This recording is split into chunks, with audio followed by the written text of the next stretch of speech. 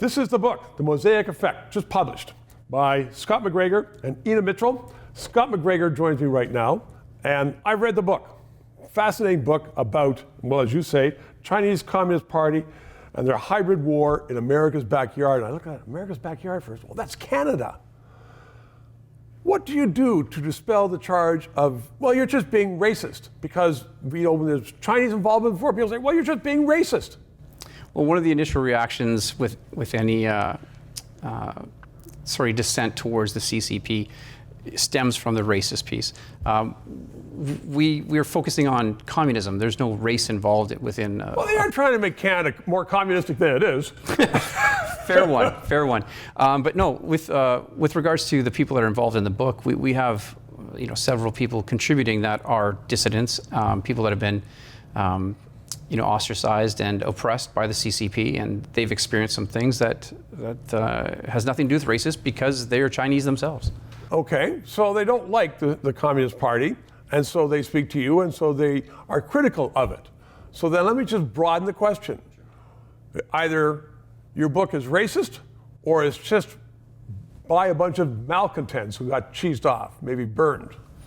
Well, that's an interesting concept. My career within the intelligence community is backed with a lot of information about the type of activity that's being conducted in Canada. So people may want to think that, but that would be a cursory look at the details. Or they may want to read the book and find out for themselves. Give me an example of the most egregious, the very worst thing that you think either has taken place or is going on as a result of agents of the Communist Party in Canada. The most egregious. The reason it's called the Mosaic Effect is because there's so many pieces that lead us to a bit of a conclusion. But in terms of what the public is not aware of, I would say transnational organized crime and its convergences with national security threats, that is the biggest thing going on. You're starting to see a little bit of it in the media now, but it's immense, and the level that it reaches will shock Canadians. Okay, so you're talking, well, we've heard for actually decades about technology being scooted out of Canada, United States, every Western civilization. But what's going on specifically in Canada? What's the worst? Is it a deal with natural resources, mining? Oh, I would say that you have all of those factors. So the undermining of economic facilities, critical infrastructure, those are the things that worry me, keep me up at night. The political infiltration and influence, that's another piece, but really the level of transnational organized crime, as we're seeing throughout the world, Hezbollah has been using it for a number of years.